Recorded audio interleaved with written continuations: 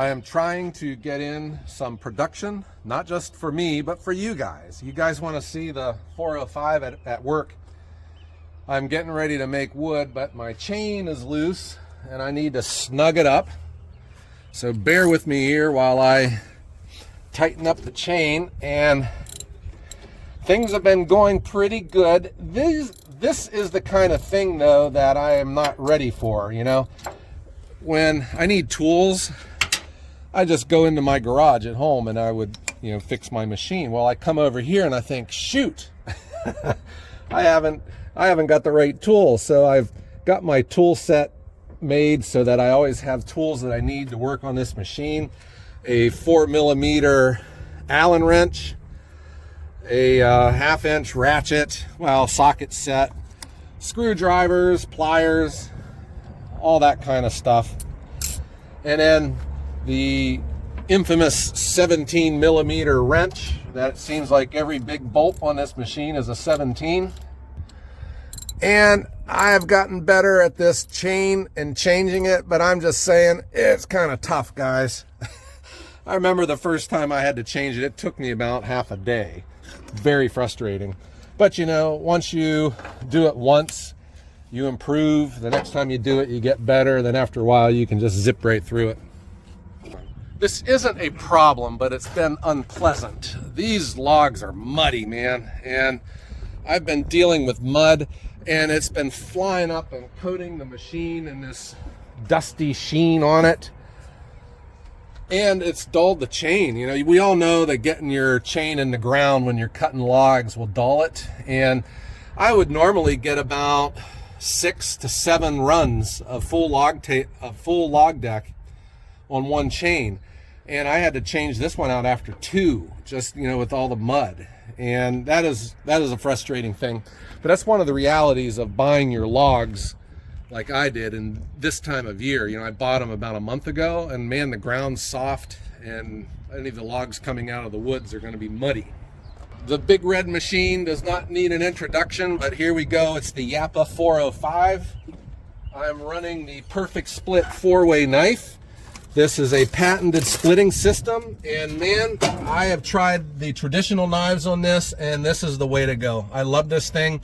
There's no thinking, there's no adjusting. You just put the log in there and push the button. Some other upgrades, Bob Nelson and his team during the open house had replaced this. It kind of got bent up. There's kind of a unique situation that happens. It's hard for me to explain, but when the ram is forward, if a log falls in, the lift table would pick it up and it would bend this thing back. So they've fixed this for me. And then he did a reconfiguration on the computer and the modem, stuff that's beyond me, but how many Firewood processors out there have computers that control them? Well, this one does. This is a disc cleaner, and all of the junk falls down. I've been using this tote, guys, and man, it makes life great. I don't have to break my back to clean up anymore. I just fork this out with the tractor and dump it. I've left this tote here under the outfeed conveyor, and this is just, I'm harvesting little small pieces that come off the top, and I'm using this for kindling sales. In the spirit of trying to stay clean, I'm using a tarp because you do get some residual that falls off the conveyor. And then I got totes for the scrap that comes off the Perfect Clean, and then obviously for the sawdust. Bob Nelson and his team upgraded the bar and chain oil. If you recall, it just used to have a jug and the hose would go in the top. So the pump would have to suck it all the way up and around to the chain. Well, this is now a bottom feed, and it's transparent so I can see when we're going to start running low. And I haven't had any problems with the oiler since this change has taken place. One slight change, we've added a tail spout to the muffler. It used to have that flappy thing, and it just was unpleasant to listen to, really loud and rattling. And now everything's nice. I got it pointed out away from the machine. Everything is running nice and quiet. This is the repair I have to do on the table. When we put this table together, it can come in narrower or you can spread it out. We got it spread out so far that this insert was really close to the edge, and it has spun inside of it. and that has put the isolators out of sync, and I just need to get this adjusted up, and we need to get a welder in here and get this fixed. But Japa has also changed the design of this too, so now I think they've made this part longer, and they've got two big bolts that run in that secure it, so that you don't ever have that spinning problem anymore.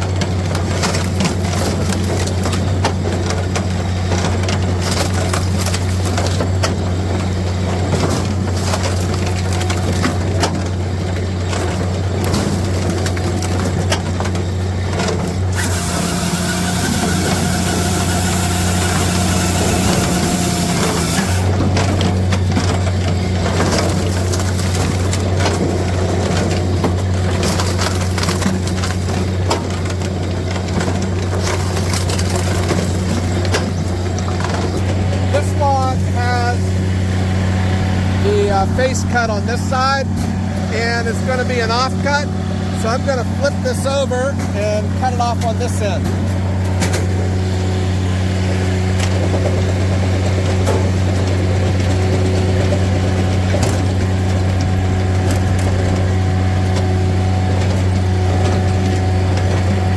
My mark for 16 inches is right here, so I put the back of the log right on that line, and now I'll cut the front of it off.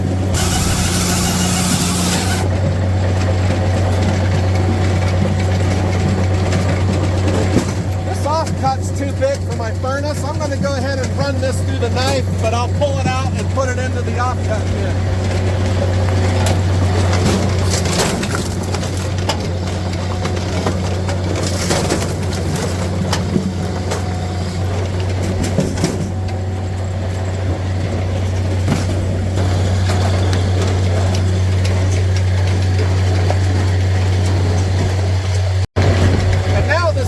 Log, if I feed it, it's just going to fall nose down into the trough. I can push this button, which is going to lock the tray to set the log on it, and then I push the button again and it falls down into the trough. So I would be able to do all of that without raising the hood.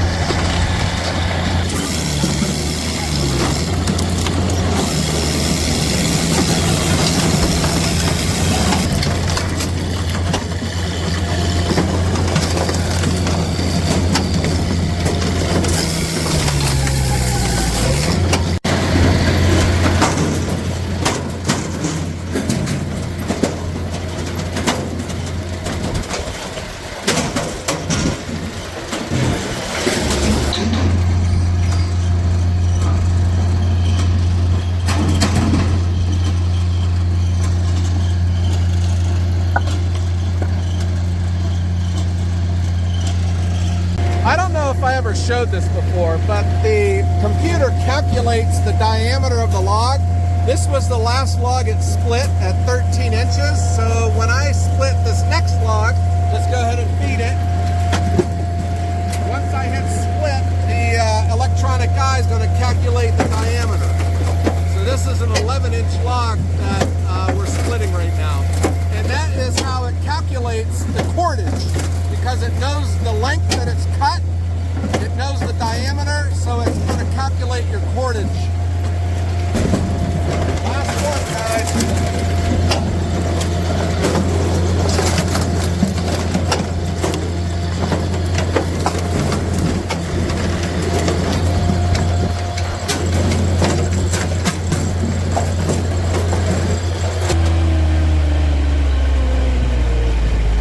So check this out, guys. All right, this says 55 minutes. It's calculating it's 1.2 cords. Take a look at this load. This is big, right? I had not one, but 2 visitors that stopped at the yard, and look what we've done in under an hour. My point is, this was well under the time on the computer because I left the motor running the whole time they were here. And that's downtime. And that's just how fast this machine is. And I'm running big logs. And where's the trade-off, guys? You tell me. These were big logs, and we got small splits. And I'm saying if this could have been faster, who cares? It's fast enough for me. And there's no resplitting in this, guys. That is, I think, what positions the Japa 405 as an ideal machine for this style of firewood, value-added firewood. So here's what I'm going to do now. This is going to get pulled to the other side of the yard for stacking. But the first thing I'm going to do is load up the live deck again for the next run, and then I'm going to pull the trailer around. That keeps me from having to warm my tractor up 2 times. You know, just try to do the little things to make your machines last longer. So that's what we got going on here at the new wood yard, guys. I was antsy to run the Japa 405 for you to show you production and how it works here at the new wood yard, and I hope that you dug it. What else would I rather be doing than making world-class firewood here, guys? If you are digging this, guys, give me a thumbs up, and I hope everyone has a great day.